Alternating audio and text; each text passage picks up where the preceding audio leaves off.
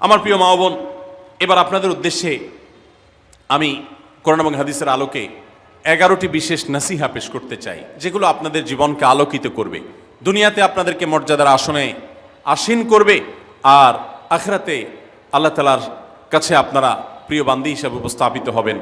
আল্লাহর কাছে আল্লাহর প্রিয় বান্দী হিসাবে উপস্থাপিত হয়ে জান্নাত লাভ করতে পারবেন। এরকম 11টি পরামর্শ বা নাসিহা আপনাদের প্রতি আমার। নাম্বার 1, কোরআন এবং হাদিসের জ্ঞান অর্জন করা। এটা সকল পুরুষ এবং নারী সকলের জন্য ফরজ। কোরআন এবং হাদিসের জ্ঞান অর্জন করা আমাদের জন্য ফরজ। আমরা অনেকেই আছি যারা ইসলামের ফরজ বিধিবিধানগুলো জানি না। আমাদের যেগুলো অবশ্য কর্তব্য সেগুলো আমরা অনেকে জানি না, শুধু নামে মুসলমান। গতানুগতিক কিছু কাজ করি, হাতে গোনা কিছু ইসলামের নামে কাজ করি, বাস মনে করেছি আমি মুসলমান হয়েছি। আপনাকে ঈমান সম্পর্কে জানতে হবে। আপনার ঈমান কিভাবে আনতে হবে, কি কোন কোন বিষয়ের প্রতি বিশ্বাস থাকতে হবে, কি বিশ্বাস থাকতে হবে, আল্লাহ সম্পর্কে বিশ্বাস থাকতে হবে। ঈমান সম্পর্কে অনেক ভুল ধারণা আমাদের আছে। আমরা আল্লাহ সম্পর্কে বিস্তারিত জানি না, আখিরাত সম্পর্কে জানি না, নবী রাসূল সম্পর্কে জানি না। এগুলো সম্পর্কে সঠিক জ্ঞান অর্জন করতে হবে। 5 ওয়াক্ত নামাজ এর বিধিবিধানগুলো, কখন কোনটা পড়তে হয়, ওয়াক্ত কখন থাকে কখন যায়, অনেক মহিলা আছেন জানেন না, অনেক নারীরা আছেন, অনেক পুরুষরা আছেন জানেন না। এগুলো জানতে হবে। ইসলামকে জানাটা অনেক গুরুত্বপূর্ণ। আর জানার জন্য কোরআনে কারীম বুঝে পড়বেন, হাদিস বুঝে পড়বেন, মাসলা মাসাইলের বই পুস্তক বুঝে পড়বেন ওলামাদের তত্ত্বাবধানে থেকে, এবং কোরআন এবং হাদিস শেখার যত ভালো আয়োজন উদ্যোগ আছে সেগুলোতে শামিল হবেন, জ্ঞান অর্জন করবেন। এটা ইসলামের গুরুত্বপূর্ণ একটা ব্যাপার। জ্ঞান অর্জন যদি না করেন তাহলে আপনি ইসলামের কোনো কাজ করতে পারবেন। ইসলামের সব কিছুর আগে হলো জ্ঞান অর্জন করা। সব কিছুর আগে ইসলাম সম্পর্কে ইলম অর্জন করতে হবে, কোরআন হাদিসের নলেজ অর্জন করতে হবে। নাম্বার 2, 5 ওয়াক্ত নামাজ। নবী সাল্লাল্লাহু আলাইহি সাল্লাম জান্নাতে, মেয়েদের জান্নাতে যাওয়ার শর্টকাট যে সিলেবাস দিয়েছেন, শর্টকাট যে ওয়ে বলেছেন, 4টা শর্ত দিয়েছেন। এর মধ্যে থেকে একটা হলো 5 ওয়াক্ত নামাজ ঠিকঠাক মতো যদি আদায় করেন। অনেক মহিলারা আছেন জোহরের নামাজ আসরের সময় গিয়ে আদায় করেন, আসরের কাছাকাছি আদায় করেন, কারণ গৃহস্থলী কাজে ব্যস্ত থাকেন, রান্নাবাড়ার কাজে ব্যস্ত থাকেন, গা গোসল নিয়ে ব্যস্ত থাকেন। করছি করে এই রান্নাবাড়া করা, সবাইকে খাবার দাবার দেওয়া, ছেলে মেয়েকে খাবার দাবার দেওয়া, ঘর ইত্যাদি মোছা ধোয়া, এগুলো করতে করতে, নিজের গোসল টোসল করতে করতে 3টা 3:30 বেজে যায়। অনেক সময় আসর ওয়াক্তের কাছাকাছি গিয়ে তারপর জোহর নামাজ আদায় করেন। খুবই গর্হিত একটা কাজ। আমার মা বোনরা সতর্ক থাকবেন এ ব্যাপারে, যে নামাজ সময় মতো আদায় করতে হবে। শয়তান আপনাদেরকে একটা ভুল কথা বলে ধোঁকা দেয়, সেটা হলো যে আমি রান্নাবাড়া করছি যে পোশাকে, এই পোশাকে কিভাবে নামাজ পড়বো, তাহলে আমি গোসল টোসল করে একটা নামাজ পড়বো। আর গোসল তো আর সহজে করা হয় না। রান্নাবাড়ার পরে সবাই বাড়ায় খাওয়াই দেওয়া, এরপরে ঘর দুয়ার পরিষ্কার করা, এরপরে সব কাজ শেষে গোসল করা, তারপরে গোসল করে এসে নামাজ পড়া, এসব করতে করতে শয়তান আপনার নামাজটা অনেক পিছায় দেয়। মনে রাখবেন, আপনি যে পোশাকে কাজ করতেছেন ওই পোশাকে যদি দুর্গন্ধ না থাকে, খারাপ না থাকে, ভালো পোশাক হয়, তো ওই পোশাকে আপনি নামাজ পড়তে পারবেন।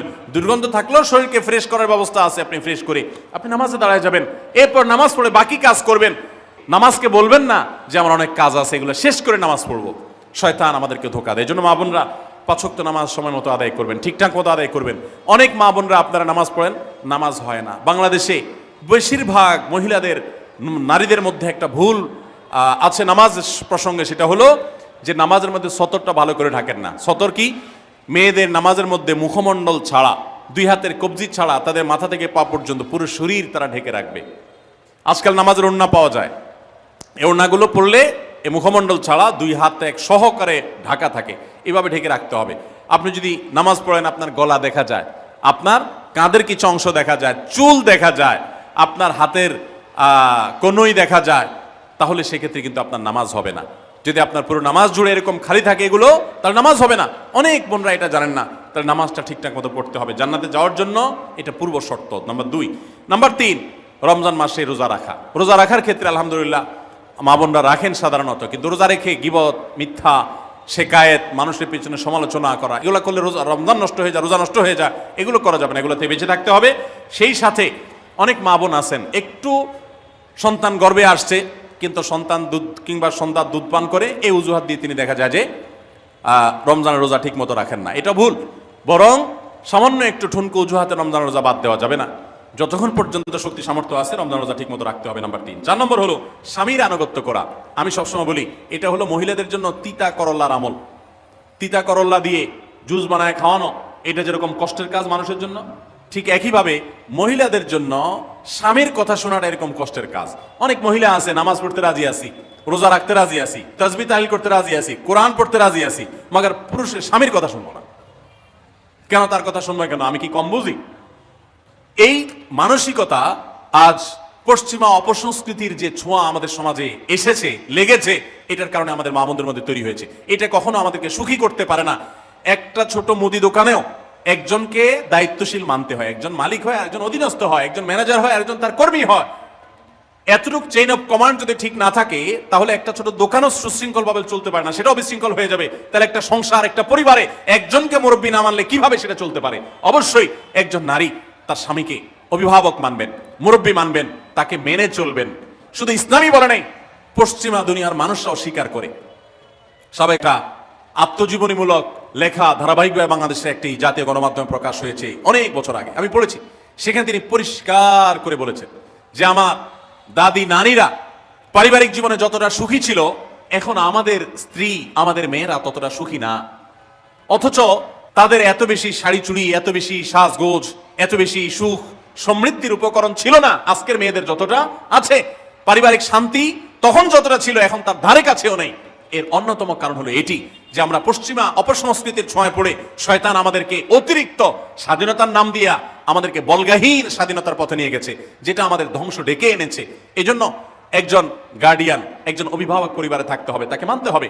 আপনি নারী হিসাবে আপনার স্বামীটাকে যদি মনে হয় একটু বোকা কিসিমের, সে বুঝে না, আপনি অবশ্যই ডেফিনেটলি আপনি তাকে বোঝাবেন, আপনি তাকে আপনার মতামত বলবেন, তারও কর্তব্য আপনার মতামত গ্রহণ করা। কিন্তু এর মানে এই না যে আপনি তাকে ডিনাই করবেন, পাত্তা দিবেন না, অবজ্ঞা করবেন, তার কাছে জিজ্ঞেস করা ছাড়া যেদিক সেদিক যাবেন, যা খুশি তা করবেন, এটা উচিত না। আপনার জান্নাতে যাওয়ার প্রয়োজনে ওই যে তিতা করল্লা বলেছি, সে যদি কোনো দিক থেকে তাকে মানতে আপনার কষ্ট হয়, আপনার থেকে সে পিছিয়ে আসে বুদ্ধিতে জ্ঞানে, তারপরে একটু কষ্ট করে ঢোক গিলেন, একটু কষ্ট করে সবর করেন, শুধুমাত্র জান্নাতের আশায় আল্লাহ তাআলা আপনাকে মর্যাদা দিবেন, দুনিয়াতে বড় করবেন, আখিরাতে বড় করবেন। অনেক সময় দেখা যায় পুরুষতান্ত্রিক সমাজে আমাদের দেশে দেখা যায় যে পুরুষদের নানা অনাচারে মেয়েরা অতিষ্ঠ হয়। একটু সবর করেন, সন্তান সন্ততি বড় হবে, তখন আর পুরুষের এই সমস্ত জুলুম থাকবে না, পুরুষ তখন দৌড়ের উপরে থাকবে। এই বাস্তবতা আমরা প্রত্যেকটা মানুষ উপলব্ধি করার কথা। অতএব মুসলিম নারীদের অত্যন্ত গুরুত্বপূর্ণ আরেকটি বিষয় হলো 4 নম্বর যেটি বললাম, স্বামীর আনুগত্য করা। যতটুকু সম্ভব তার সর্বোচ্চ আনুগত্য করার চেষ্টা করতে হবে, যতক্ষণ তিনি কোরআন হাদিসের কথা বলেন। স্বামী যদি কোনো অন্যায় কথা করতে বলেন, তাহলে তখন আর তার কোনো কথা শোনা যাবে না।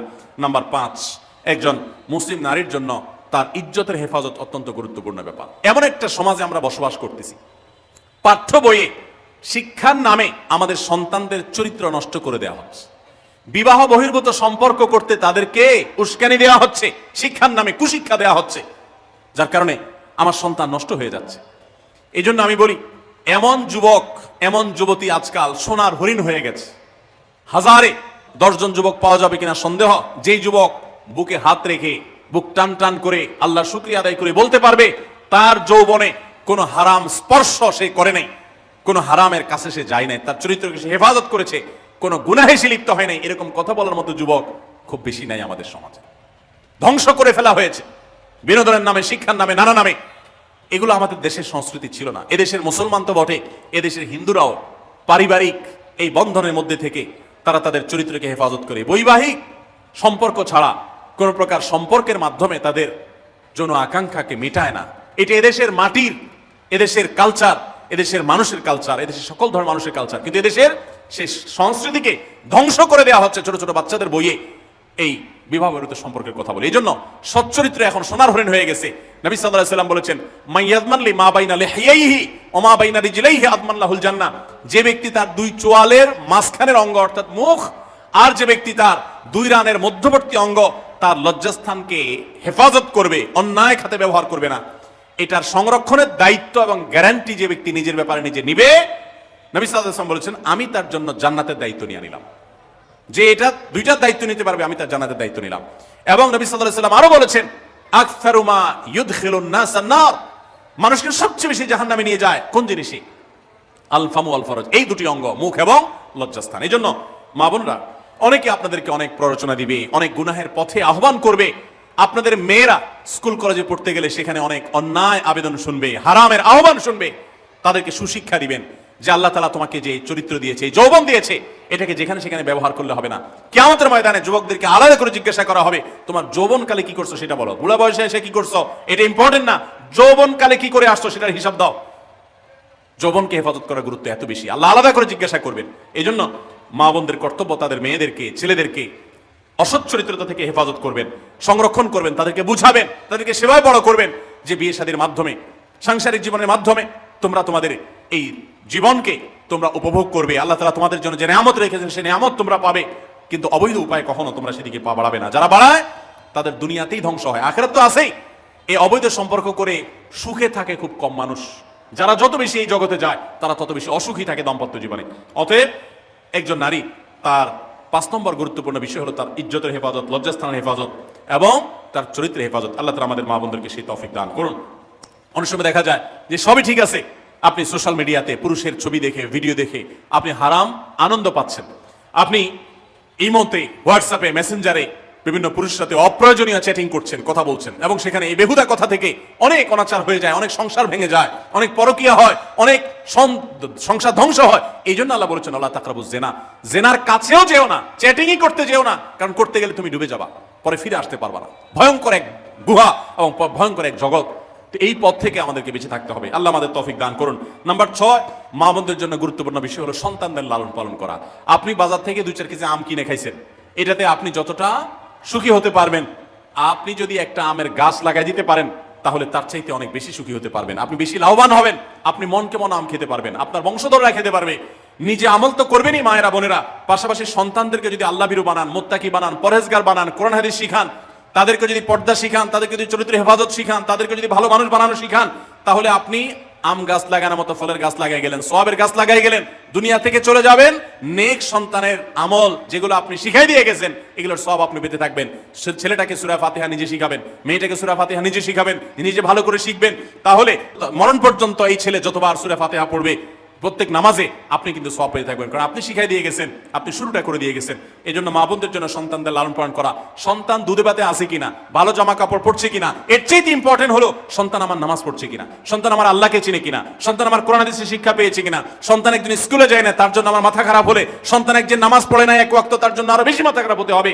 তাহলে আপনি দায়িত্বশীল মা হতে পারবেন, দায়িত্বশীল বাবা হতে পারবেন। মনে রাখবেন নবী সাল্লাল্লাহু আলাইহি ওয়াসাল্লাম বলেছেন প্রত্যেকটা শিশু জন্মগ্রহণ করে ভালো মানুষ হয়ে, কেউ জন্মগতভাবে খারাপ হয় না, ডাকাত হয়ে জন্মায় না, তবে তার মা বাপ তাকে নষ্ট করে। কারণ মা বাপ তাকে ঠিক মতো লালন পালন না করে, ভালো পরিবেশ দেয় না, খারাপ ছেলেফেলের সাথে মিশে, তখন সে নষ্ট হয়। এই জন্য আপনার দায়িত্ব সন্তান কার সাথে মিশছে, কোথায় যাচ্ছে, কি করতেছে, মোবাইলে কি দেখছে, সন্তানকে সময় দেন, মোবাইল টিপি বন্ধ করেন, তাদেরকে নিয়ে বসেন, তাদেরকে কথা শোনান, কোরআন হাদিস পাঠ করে শোনান, তাদেরকে ভালো পরিবেশ দেন, ভালো ফ্যামিলির, দিনদার ফ্যামিলির বাচ্চাদের সাথে তাদেরকে মিশান। ইনশাআল্লাহ আপনি আল্লাহর কাছে এর জন্য উত্তম বিনিময় পাবেন, সওয়াব পাবেন। নাম্বার 7, মা বোনরা বিশেষ করে আপনাদের জন্য গুরুত্বপূর্ণ হলো কৃতজ্ঞতা আদায় করবেন। পুরুষদের জন্য গুরুত্বপূর্ণ, কিন্তু মা বোনদের জন্য বিশেষ গুরুত্বপূর্ণ এই জন্য যে নবী সাল্লাল্লাহু আলাইহি ওয়াসাল্লাম বলেছেন, তিনি জাহান্নামে নারীদেরকে যে দেখেছেন, তাকে যে দেখানো হয়েছে মেরাজে যে প্রচুর সংখ্যক নারীরা জাহান্নামে, এর অন্যতম একটা কারণ ছিল নেয়ামতের নাশকরি করা। পুরুষদের মধ্যেও নাশকরির কারণে বহু পুরুষ জাহান্নামে যাবে। মা বোনরা স্বামী এবং নিজের জগতে যতটুকু আল্লাহ তাআলা দিয়েছেন এতটুকুর উপর শুকর আদায় করবেন। আপনার স্বামী মানুষটা হয়তো মুখটা খারাপ, কিন্তু তার শরীরটা ভালো আছে, সে আপনাকে উপার্জন করে এনে খাওয়ায়। অনেক মহিলা আছে তার স্বামী হয়তো অ্যাক্সিডেন্ট করে পঙ্গু হয়ে গেছে, সে হয়তো বিছানা শুয়ে বাকি জীবন কাটিয়েছে, তার কষ্টের কোনো শেষ নেই। আপনার স্বামী হয়তো বা তার কোনো দিক থেকে দুর্বলতা আছে, আবার বহু দিক থেকে তার ভালো গুণ আছে। একই কথা পুরুষদের জন্য ইসলাম নির্দেশ করেছে যে তার স্ত্রীর একটা গুণ খারাপ দেখে যদি তার কষ্ট লাগে, তো সে চিন্তা করলে 10টা গুণ ভালো দেখবে, সেটা দেখে শুকর আদায় করা উচিত। এই শুকরিয়া আদায় করা ছাড়া পুরুষ হোক নারী হোক কে আল্লাহর প্রিয় বান্দা হতে পারবে না। এজন্য আল্লাহর কাছে শুকরিয়া আদায় করবেন। মায়েরা বিশেষ করে শ্বশুরের বাড়িতে যাওয়ার পর প্রথম অনেক কষ্ট হয়। আমি সবসময় বলি, শ্বশুর বাড়িতে যাওয়ার পর মেয়েরা আমাদের দেশে নানান জুলুম নির্যাতন সহ্য করতে হয়। শাশুড়ি বাঁকা চোখে দেখে, সব শাশুড়ি না, অনেক শাশুড়ি, অনেক সময় ননদরা বাঁকা চোখে দেখে, স্বামী লোকটা জ্বালায় নানাভাবে, দেবররা জ্বালায় নানানভাবে, মানুষ খোঁচাখুচি করে কষ্ট দেয়। একটু ধৈর্য ধারণ করেন, আল্লাহ তাআলা আপনার সংসারে যখন 2-4টা সন্তান দিবে, এরা যখন বড় হয়ে যাবে, এগুলো সব আপনার বাহিনী হয়ে যাবে, তখন দেখবেন ওই বুড়া আস্তে আস্তে চুপসে গেছে, বুড়ার বড় কোনো গলা নাই, বড় কোনো কথা নাই, কারণ পোলাপান সব মায়ের পক্ষে থাকে, বুড়া সব আস্তে আস্তে সাইজ হয়ে যায়। এই জন্য মা বোনরা সবর করবেন, ধৈর্য ধারণ করবেন, খবরদার ধৈর্য হারা হবেন না, শুকর আদায় করবেন। নাম্বার 8, কখনো মুখ খারাপ করবেন না, গালিগালাজ করবেন না, অভিশাপ দিবেন না। অনেক সময় পোলাপান একটু উল্টাপাল্টা করলে তাদেরকে অনেক মা অভিশাপ দিয়ে দেন, গজব ঠাডা দিয়ে দেন, বদদোয়া করেন, মুখ দিয়ে খারাপ কথা বলে ফেলেন। এগুলো খুব খারাপ জিনিস। নবী সাল্লাল্লাহু আলাইহি ওয়াসাল্লাম বলেছেন, যদি কাউকে গজব ঠাডা দেওয়া হয়, এটার উপযুক্ত না হলে যে দেয় তার উপর এসে পড়ে, এরকম ভয়াবহ একটা বিষয়। এই জন্য কোন অবস্থাতে এগুলো যেন না হয়। এবং মেয়েদের জাহান্নামে যাওয়ার বেশি জাহান্নামে যাওয়ার অন্যতম একটা কারণ এটাও যে তাদের মধ্যে, অনেকের মধ্যে, আমি সবার কথা বলছি না, যে এই ধরনের গালিগালাজ করা, অভিশাপ দেওয়ার বদস্বভাব আছে। এই বদস্বভাব বহু পুরুষের মধ্যেও আছে, সবাইকে ছাড়তে হবে। নাম্বার 9, আত্মীয়তার বন্ধন রক্ষা করার পরে দায়িত্বশীল হতে হবে। স্বামীকে স্বামীর ভাই বোনের সাথে সম্পর্ক ভালো রাখতে কখনো বাধা দিবেন না। অনেক মহিলা আছে বোকার মতো কাজ করে, স্বামী যদি স্বামীর ভাইকে টাকা পয়সা দেয় সে অপছন্দ করে, স্বামী যদি স্বামীর বোনকে টাকা পয়সা দেয় সে এটাকে পছন্দ করে না, মা বাবার খোঁজ খবর বেশি নিলে তার কাছে ভালো লাগে না। এই মহিলা হলো নির্বোধ। কেন নির্বোধ? কারণ নবী সাল্লাল্লাহু আলাইহি ওয়াসাল্লাম বলেছেন যে মান সাররাহু আইয়ুবসাতাহু ফি রিজকিহি আও ইউনসালাহু ফি আথরি ফালিয়াসিল রাহিমা, যে ব্যক্তি চায় তার রিজিকে আল্লাহ বরকত দেখ, তার হায়াতে বরকত দেখ, সে যেন রক্ত সম্পর্কে আত্মীয়দের সাথে সম্পর্ক বেশি ভালো রাখে। তাহলে আপনার স্বামীর রিজিক বেশি হোক, টাকা পয়সা বেশি হোক, তার হায়াতে বরকত হোক, এটা যদি আপনি চান তাহলে আপনি বরং তারা উৎসাহিত করা উচিত। তোমার ভাইটার খবর নাও, তোমার বোনটার বাড়িতে যাও, তোমার মা বাপের খেদমত করো, তাদের সাথে যত সম্পৃক্ত থাকবে আপনার স্বামীতে আল্লাহ তাআলা তত বরকত দান করবেন। এই জন্য তাকে সেটা করবেন। আবার পুরুষদেরও উচিত মেয়েদেরকে সুযোগ দেওয়া, তারা তাদের বাপ, মেয়েরও তো কর্তব্য আছে তার বাপ মার প্রতি, বাপ মার খেদমত করবে, বাপ মার জন্য হাদিয়া তোফা দিবে। অনেক পুরুষরা আছে মেয়েদের পাওনা অধিকারই দেয় না, হাদিয়া তোফা কোত্থেকে দিবে, তাদের মহরটাই দেয় না, তাদের হাত খরচ দেয় না। আলাদা কিছু হাত খরচ দেওয়া উচিত, যে তার মতো সে খরচ করবে, তার মা বাপের জন্য খরচ করবে। এগুলোর বিনিময়ে আমরা আল্লাহর কাছে জান্নাত পাবো। অতএব এই আত্মীয়তার সম্পর্ক রক্ষা করা গুরুত্বপূর্ণ। নাম্বার 10, সাদাকা করবেন। সাদাকা জাহান্নাম থেকে মুক্তির কারণ। নবী সাল্লাল্লাহু আলাইহি ওয়াসাল্লাম জাহান্নামের ব্যাপারে সতর্ক করেছেন আপনাদেরকে, আমাদের সবাইকে। অতএব সাদাকা দিলে জাহান্নাম থেকে মুক্তির একটা পথ আমরা পাই, সুগম হয়। এবং নবী সাল্লাল্লাহু আলাইহি ওয়াসাল্লামের সময় মহিলা সাহাবীরা তাদের গহনা খুলে আল্লাহর রাস্তায় দান করতেন। এজন্য মসজিদ, মাদ্রাসা, বিভিন্ন গুরুত্বপূর্ণ যে দানের খাতগুলো আছে সেগুলোতে বেশি বেশি দান করবেন, বেশি বেশি আল্লাহ রাস্তায় ব্যয় করবেন, যতটুকু তৌফিক আছে ততটুকু। এখন মহিলারা দান করবে কোত্থেকে? পুরুষরা মহরের টাকাই পরিশোধ করে না, বেচারা দান করবে কোত্থেকে? এই জন্য পুরুষরা দায়ী হবে। এবং মহিলারাও তাদের মহরের টাকা যেন অনাদায় না থাকে, তারা যেভাবে চেষ্টা করলে হয় সেভাবে চেষ্টা করবেন। এবং তাদের হাত খরচ আলাদা দেওয়া উচিত, এবং তারা পর্দার মধ্যে থেকে তাদের মতো উপার্জনও করতে পারেন, সেটাও শরীয়ত তাদের জন্য সুযোগ রেখেছে। যেভাবে হোক তারাও সাদাকার চেষ্টা করবেন। 11 নম্বর সর্বশেষ হলো সময়ের অপচয় করবেন না। এখন এমন একটা সময় চলছে বেশিরভাগ মানুষ জাহান্নামে যাবে, যেই কারণে আজকের যুগে সবচেয়ে বেশি আমরা বিপদগামিতার মুখে যাচ্ছি, যে কারণে সেটার অন্যতম হলো এই স্মার্টফোনের অপব্যবহার। আমরা অনেকে আছি টেলিভিশনের বিভিন্ন সিরিয়ালে আসক্ত, অনেকে আছি বিভিন্ন নাটক সিনেমায় আসক্ত, অনেকে আছি ফেসবুক এবং ইউটিউব এগুলোতে আসক্ত। বিশেষ করে মা বোনদেরকে বলছি, অনেকেই আছেন এখনো রিমোট ছাড়া তার পেটের ভাত হজম হয় না, সারাদিন রিমোট হাতে বসে থাকেন, একটার পর একটা সিরিয়াল এবং চ্যানেল পাল্টাতে থাকে। মনে রাখবেন, সফল ইমানদার হতে হলে এই অনর্থক কাজ না ছাড়লে আপনি সফল ইমানদার হতে পারবেন না। অনেকে নামাজে পড়ে আবার সিরিয়ালও দেখে, অনেকে আছেন ফেসবুকে ঘন্টাকে ঘন্টা, ইউটিউবে ঘন্টা ঘন্টা সময় নষ্ট করেন। এর জন্য আল্লাহর কাছে জবাবদিহি করতে হবে। কিয়ামতের ময়দানে আল্লাহ তাআলা কয়েকটা প্রশ্ন উত্তর দেওয়া ছাড়া একজন মানুষকেও নড়তে দিবেন না। এর ভিতরে একটা হলো যে তোমার সারা জীবনে কি অর্জন করেছো। সময়ের অপচয় করা যাবে না। সময় হলো জীবনের সবচেয়ে মূল্যবান সম্পদ। অতএব আল্লাহ তাআলা আমাদের সবাইকে জীবনের এই অমূল্য সম্পদ সময়কে সংরক্ষণ করার তৌফিক দান করুন। মা বোনরা, আপনাদেরকে আমি আল্লাহর ওয়াস্তে উপদেশ করতেছি, যারা বদভ্যাস আছে ফেসবুক ইউটিউবে ঘন্টা ঘন্টা পড়ে থাকা, প্রয়োজনে এগুলো সব ডিলিট করে দেন মোবাইল থেকে। প্রয়োজনে আপনি এই মোবাইল বিক্রি করে বাটন ফোনে চলে যান। নিজের বদভ্যাসকে নিয়ন্ত্রণ করতে না পারলে প্রথমে চেষ্টা করেন, এরপর না পারলে প্রয়োজনে বাদ দিয়ে দেন। আল্লাহর জন্য যদি ত্যাগটা করেন, কেমন বলতে পারেন, আল্লাহ গুনাহ থেকে বাঁচার জন্য, তোমাকে খুশি করার জন্য আমি স্মার্টফোন পর্যন্ত রাখি নাই, বাটন ফোনে চলে গেছি। আল্লাহ তাআলা খুশি হবেন ইনশাআল্লাহ বিইذنিল্লাহ। বহু মায়েরা তাদের সন্তান নষ্ট হয়ে যাচ্ছে এই মোবাইলের আসক্তি, সিরিয়ালের আসক্তির কারণে। তাদের স্বামীর সাথে সম্পর্ক নষ্ট হয়ে যাচ্ছে এই সমস্ত আসক্তির কারণে। অনেক গুনাহের পথে তারা চলে যাচ্ছেন এই সমস্ত আসক্তির কারণে। এই জন্য এগুলোকে নিয়ন্ত্রণ না করলে আপনি কখনো নেককার হতে পারবেন না। আপনার সন্তানকে মোবাইল দেখে খাওয়াবেন না। আমি আমার সন্তানকে মোবাইল দেখে খাওয়াই না। আমরা সব জায়গায় বলি মোবাইল দেখা, কার্টুন দেখায়, মোবাইল দেখায় বাচ্চাকে খাওয়াবেন না। বাচ্চা কাচ্চা এখন ক্রেজি হয়, আতপাগল কিসিমের হয়, জিদি হয়, বদমেজাজি হয়, ভাঙচুর করে। কেন হয়? কারণ সারাদিন আপনি ওর মোবাইলে কি দেখান? কার্টুন দেখান। কার্টুন মানে কি? মার মার, কাট কাট, হ্যাঁ, সবকিছু ধ্বংস করে ফেলা, গুলি করা, বোমা মারা, হ্যাঁ, সাপ হয়ে সব খেয়ে ফেলা, এটাই তো। এগুলো বাচ্চাদেরকে ক্রেজি করে, বাচ্চাদেরকে মানসিকভাবে অসুস্থ করে, ধ্বংস করে দেয়। তাদেরকে ফিজিক্যাল খেলাধুলা শারীরিকভাবে করতে পারে এরকম খেলাধুলার ব্যবস্থা করেন, দৌড়াদৌড়ি করার ব্যবস্থা করেন। বাচ্চারা সুস্থ থাকবে, ভালো থাকবে। মোবাইল থেকে তাদেরকে বাঁচান, টেলিভিশন থেকে তাদেরকে বাঁচান, এবং কার্টুন থেকে, ভিডিও গেমস থেকে তাদেরকে বাঁচান। না বাঁচাতে পারলে আপনার দুনিয়া আখিরাত সব ধ্বংস হয়ে যাবে। অতএব আজকের মাহফিল থেকে আসুন প্রতিজ্ঞা করি যে আমরা সময় নষ্ট করব না, সময়ের অপচয় করব না, প্রয়োজন ছাড়া মোবাইল হাতে হাতে ঘাটাঘাটি করব না, ঘন্টায় ঘন্টা মোবাইলকে সময় দিব না। অনেক মেয়েরা আছেন, অনেক পুরুষরা আছেন, এই একটি অপকর্মের কারণে তার শিক্ষা জীবন ধ্বংস হয়ে যায়, চাকরি নষ্ট হয়ে যায়, ব্যবসা লাটে উঠে, মা বাবার সাথে সম্পর্ক নষ্ট হয়, স্বামী স্ত্রীর সম্পর্ক নষ্ট হয়, সাংসারিক জীবন ধ্বংস হয়ে যায়, সবকিছু ধ্বংস হয়ে যায় শুধু এই মোবাইল ফোনের অনিয়ন্ত্রিত ব্যবহার করার কারণে। যারা মোবাইলকে নিয়ন্ত্রণ করতে পারেন না, ডাইরেক্ট হয়ে গেছেন, সারাক্ষণ হাতে হাতে মন চায়, তারা একটা শক্ত সিদ্ধান্ত নেন, প্রয়োজন আমি স্মার্টফোন বিক্রি করে দিব। 6 মাস 8 মাস আপনি কিছুদিনের জন্য, 1 বছরের জন্য বাটন ফোনে চলে যান, এরপর আবার ব্যাক করলে আশা করা যায় আল্লাহ আপনাকে হেফাজত করবেন। এবং ইসলামের নাম দিয়ে, অনেকে বলে আমি ইউটিউবে ওয়াজ শুনি, ফেসবুকে ওয়াজ শুনি, ওয়াজের নাম দিয়া আপনি যে কি করেন কি না করেন সেটা আপনার আরশের মালিক সবই জানেন।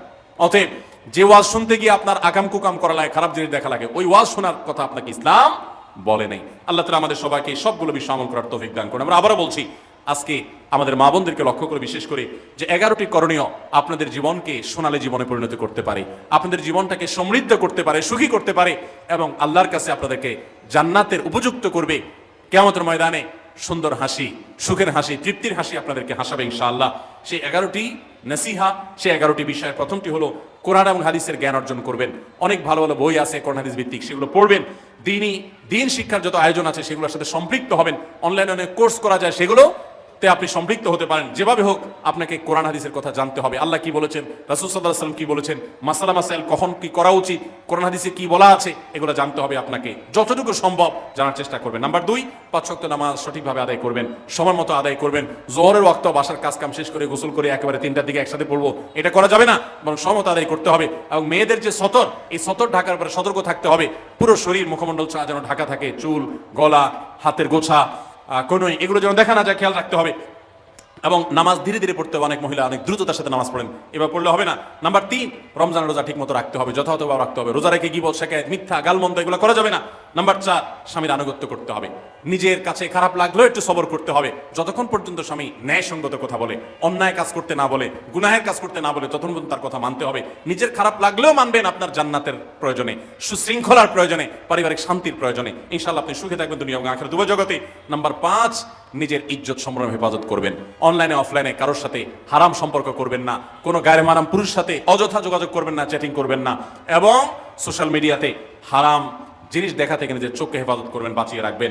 নাম্বার 6, নিজের সন্তানদেরকে দিন শিখাবেন, তাদেরকে কোরআন হাদিস শিখাবেন, উত্তমভাবে লালন পালন করবেন, তাদেরকে নামাজ শিখাবেন, মেয়েদেরকে পর্দা শিখাবেন, তারা যেন চরিত্রে হেফাজত করে সেই শিক্ষা তাদেরকে দিবেন। উপযুক্ত হওয়ার পর ছেলে মেয়েকে বিয়ে দিবেন, কোনোভাবে যেন হারাম সম্পর্কে না জড়ায় সেজন্য সাবধান থাকবেন।